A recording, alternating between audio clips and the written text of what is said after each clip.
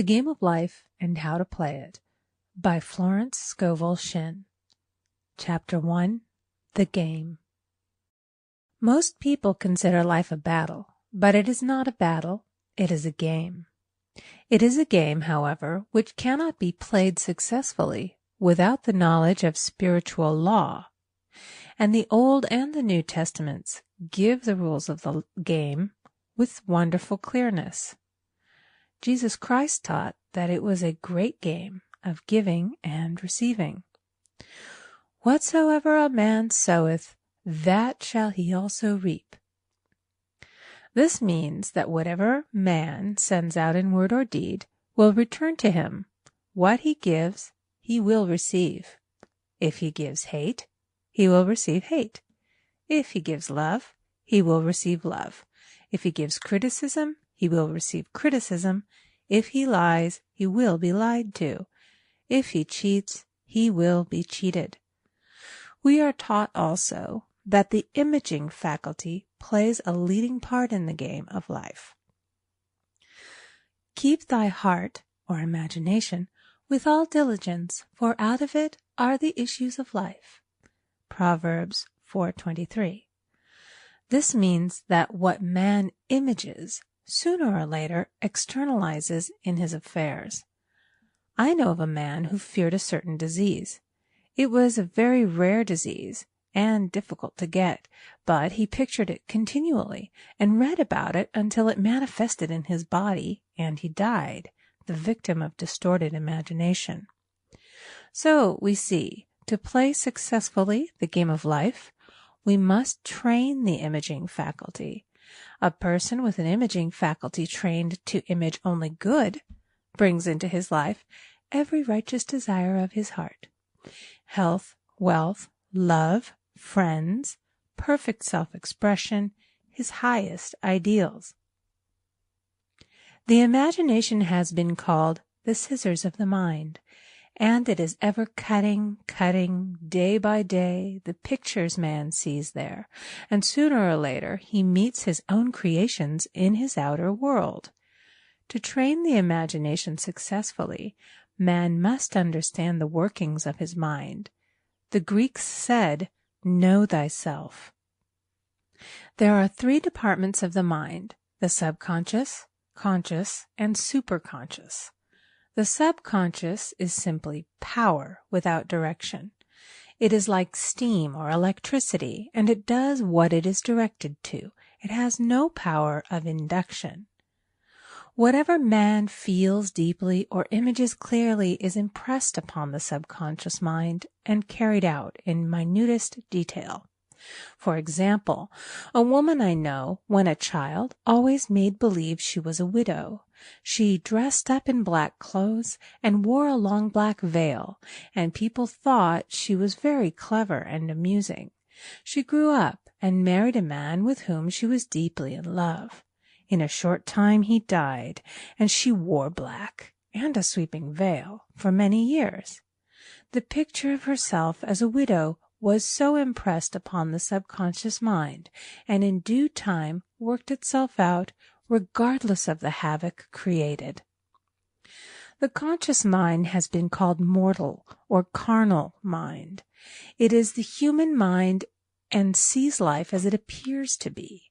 It sees death, disaster, sickness, poverty, and limitation of every kind, and it impresses the subconscious. The superconscious mind is the God mind within each man and is the realm of perfect ideas. In it is the perfect pattern spoken of by Plato, the divine design, for there is a divine design for each person. There is a place that you are to fill and no one else can fill, something you are to do which no one else can do. There is a perfect picture of this in the superconscious mind. It usually flashes across the conscious as an unattainable ideal, something too good to be true. In reality, it is man's true destiny or destination flashed to him from the infinite intelligence which is within himself. Many people, however, are in ignorance of their true destinies and are striving for things and situations which do not belong to them and would only bring failure and dissatisfaction if attained. For example, a woman came to me and asked me to speak the word that she would marry a certain man with whom she was very much in love. She called him A.B. I replied that this would be a violation of spiritual law, but that I would speak the word for the right man, the divine selection, the man who belonged to her by divine right. I added, if A.B. is the right man, you can't lose him, and if he isn't, you will receive his equivalent. She saw A.B. frequently, but no headway was made in their friendship. One evening she called and said, "Do you know, for the last week, A.B. hasn't seemed so wonderful to me." I replied, "Maybe he is not the divine selection. Another man may be the right one." Soon after that, she met another man who fell in love with her at once and who said she was his ideal. In fact, he said all the things that she had always wished A.B. would say to her. She remarked, it was quite uncanny. She soon returned to his love and lost all interest in A.B. This shows the law of substitution. A right idea was substituted for a wrong one. Therefore, there was no loss or sacrifice involved. Jesus Christ said, "Seek ye first the kingdom of God and his righteousness, and all these things shall be added unto you." And he said the kingdom was within man. The kingdom is the realm of right ideas, or the divine pattern. Jesus Christ taught that man's words played a leading part in the game of life. By your words ye are justified, and by your words ye are condemned. Many people have brought disaster into their lives through idle words. For example, a woman once asked me why her life was now one of poverty, of limitation. Formerly she had a home, was surrounded by beautiful things, and had plenty of money. We found she had often tired of the management of her home and had said repeatedly, "I'm sick and tired of things. I wish I lived in a trunk." And she added, "Today I am living in that trunk." She had spoken herself into a trunk. The subconscious mind has no sense of humor, and people often joke themselves into unhappy experiences. For example, a woman who had a great deal of money joked continually about getting ready for the poorhouse. In a few years she was almost destitute, having impressed the subconscious mind with a picture of lack and limitation. Fortunately, the law works both ways, and a situation of lack may be changed to one of plenty. For example, a woman came to me one hot summer's day for a treatment for prosperity. She was worn out, dejected, and discouraged. She said she possessed just $8 in the world. I said, "Good. We'll bless the $8 and multiply them as Jesus Christ multiplied the loaves and the fishes." For he taught that every man had the power to bless and to multiply, to heal and to prosper.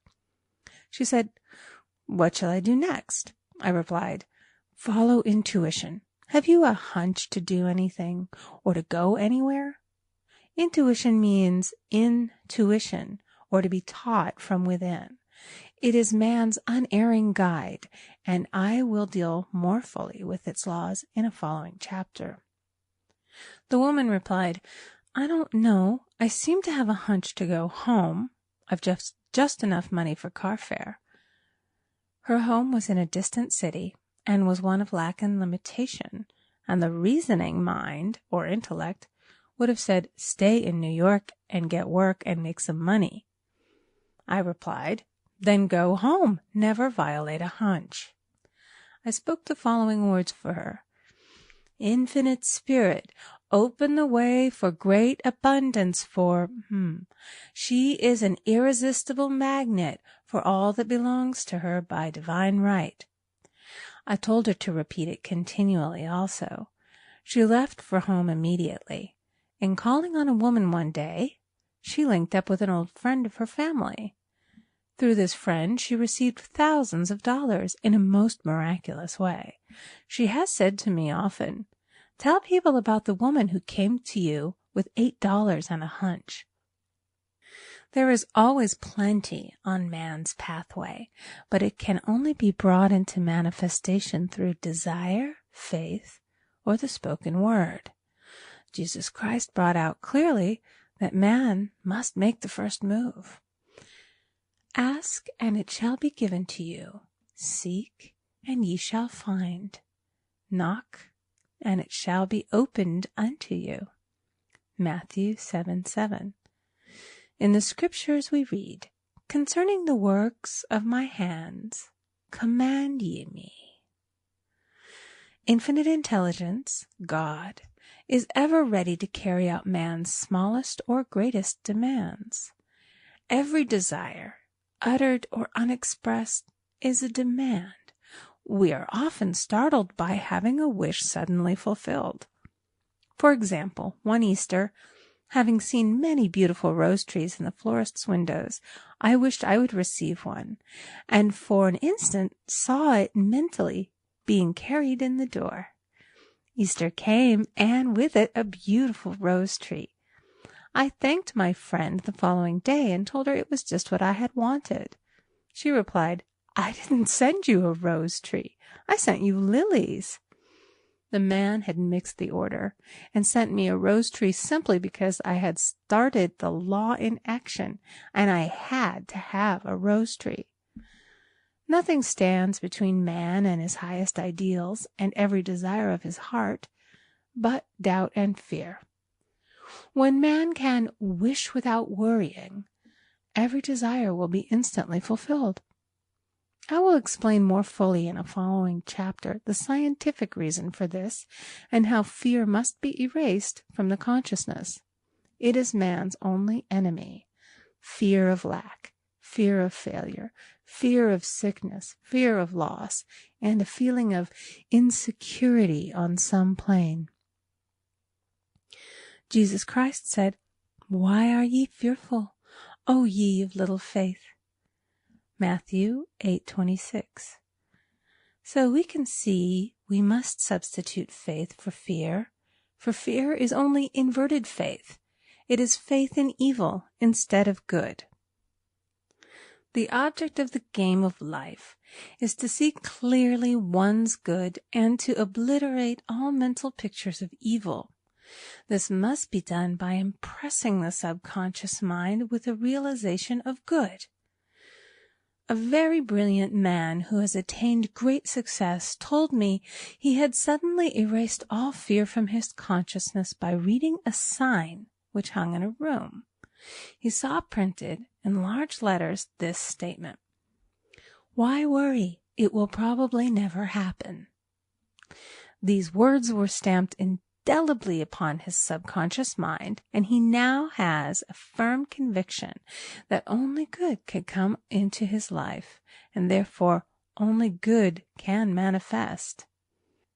In the following chapter, I will deal with the different methods of impressing the subconscious mind.